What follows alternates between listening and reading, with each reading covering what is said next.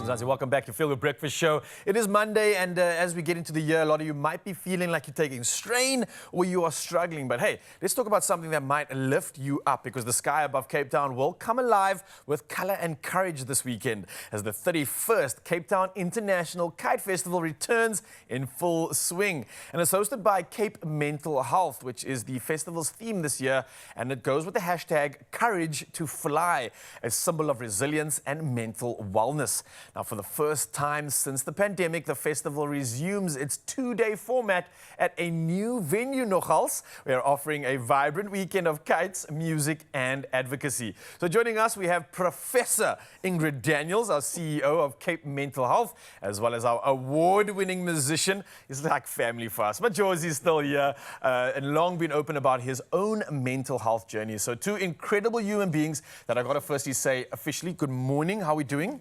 Hello, good morning, Ryle. I'm good, and good morning to all your viewers, and Diwali as well to those celebrating today. Hey, is that today? It's today. Oh my goodness, It's happy today. Diwali. I even missed the button there. Thank you so much for the reminder.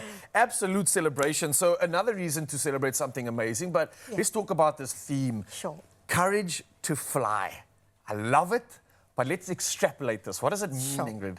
It's a beautiful theme.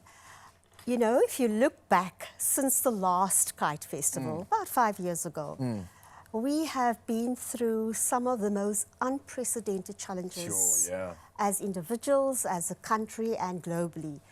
We've come through the COVID-19 pandemic, as we know, and that was an incredibly difficult time for everyone. Everyone was affected.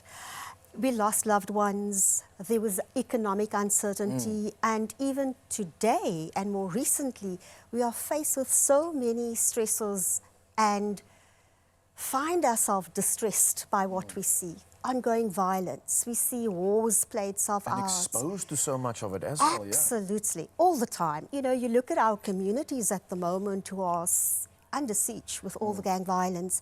Every day a young man is losing a life, or his life, and young kids are being caught in the crossfire. And these are all what we call social determinants and risk factors for our mental health.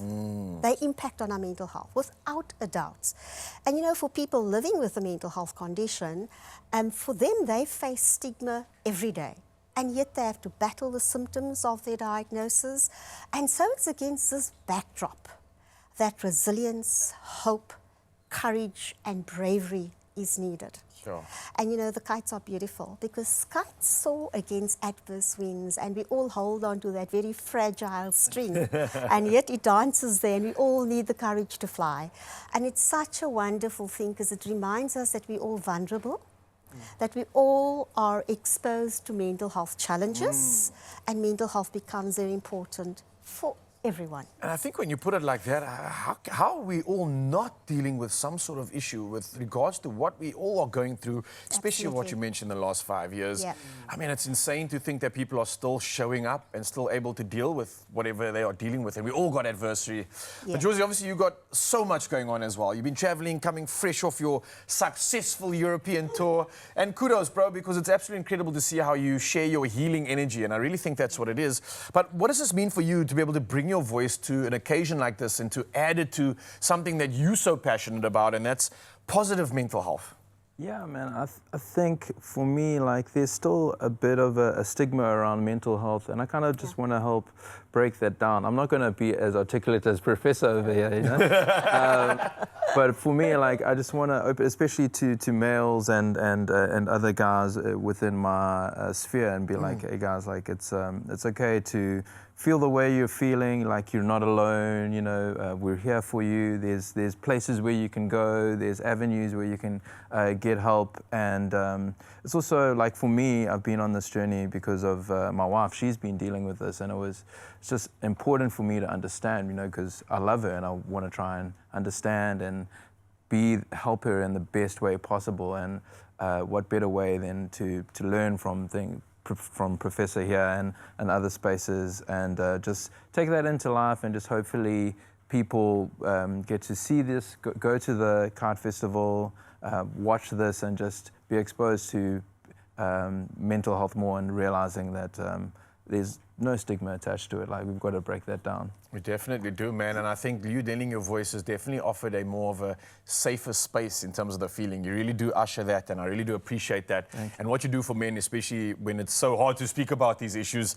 Yeah. But you mentioned this earlier. Obviously, pre-COVID, there was a lot that went down, and the festival's format is now officially back, right? So we're not just celebrating the fact that it's back, but celebrating the fact that it's in a new venue as well. I believe it's Youngsfield Military Field in Ottery. That's correct. What was the reason for making this decision?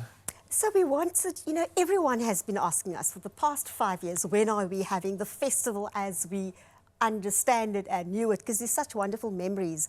The Cape Town International Kite Festival is magical. It's a magical event, and people remember this, and they kept asking, you know, when are you going to have this? So we are back 5 more days to go. It's a brand new venue. We wanted to bring the festival a little closer to the people. To the mains. To the mains. I remember it was the flay once. I remember being at the beach now. Now we're coming to the people. We come back to the people. So it's a bigger venue, so it will allow people to really come out and enjoy it and have a picnic, and there's going to be so much on offer. Not only kites, entertainment, edu-kite competitions, kids zones, food trucks, you name it, it will all be there on the 25th and 26th of October. And how do we get our tickets? On Cricket, between 50 to 80 rands tickets. Children under 5 are free. So please do come and support our event. It's a very important event for Cape Mental Health to raise awareness, but also funds. Oh man, this is so cool. And Majosi, are you going to be performing there as well, or is it just going to be part of the event? Because I'd love to know if you're going to be performing You and I. I mean, I'd love to know if you're going to be performing it. Come on, it's a new single. It speaks about the emotional silliness. I'll be honest, I was wondering why I'm not performing. I'm not in the country. I'm not in the country. I'm not in the country. Sorry, guys. I'm not in the country. I'm sorry, guys. Otherwise, I would be there. Okay, all right. But more to the, and I think maybe an opportunity while you're here to talk about what you are echoing, and especially with this new song, You and I, which does play on emotional silliness, emotional transparency, realness at the same time. How do you think this echoes a lot of what mental health requires when it comes to giving it a positive spin, giving it something healthy to chew on?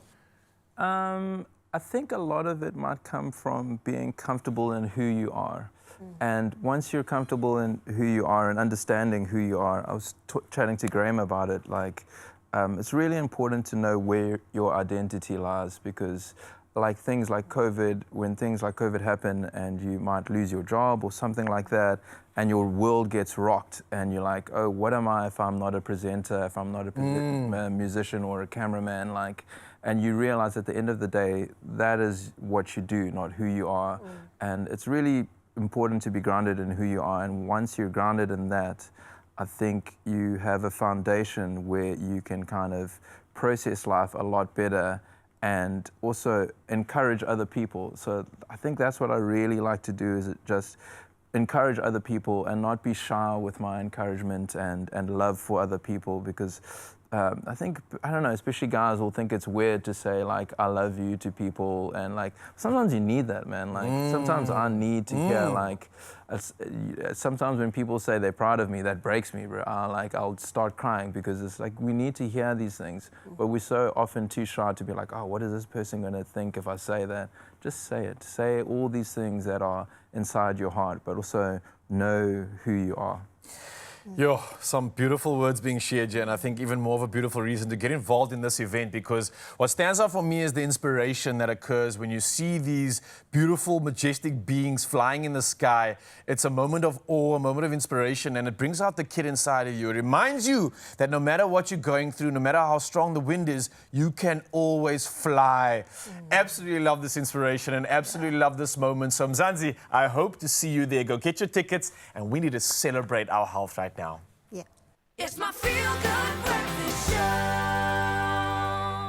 Yes, Mzansi, welcome back to your Monday edition of the Feel Good Breakfast Show. And wow, what powerful conversation we've had. All about inspiration, all about garnering and encouraging positive mental health, and realizing what external factors influence it. And not also the fact that there is a celebration in the Kite Festival, which is more than a weekend of beauty in the sky. It's a bold voice in the conversation around mental health in South Africa.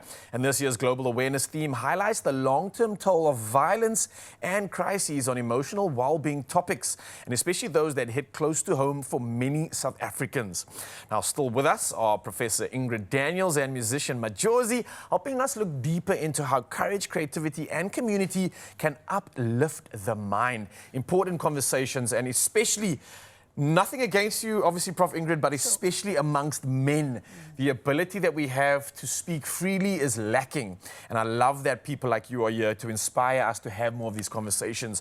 But before we get into the depths of all of this, there was something quite cool that your organization does. And you offer free services, which we didn't get to mention in the earlier chat. So what exactly is the organization, which I believe is benefiting through the Kite Festival, through fundraising processes, I believe? How is this going to serve you, and how is this going to allow you to give these services? So the Cape Town International Kite Festival obviously raises much needed awareness about mental health, but importantly to raise funds for the organization to provide free mental health services. Costs remain one of the largest barriers and limits people from accessing mental health services. And our position on this is that no one should be left behind. No one should be suffering and battling mental health issues on their own. And the organization is the oldest community-based mental health organization in South Africa, I would probably say on the continent. Sure, nice. Providing in our communities where we have heightened social determinants of mental health or risk factors, providing this free service. We also provide an array of services for children with severe and profound intellectual disabilities. Okay. We provide psychosocial interventions. We provide training for adults and youth with intellectual disabilities. We do an access to justice program. So the depth and breadth of our services are enormous. But most important to mention today is the fact that we do provide free mental health services. Oh, that's incredible. We don't want cost to be a barrier. So we need assistance. We need people to come to the Kite Festival, come and spend their money for a very good cause. It's a guilt-free way to enjoy yourself, Absolutely. enjoy your weekend, an incredible experience, and the money's going to the most pertinent cause.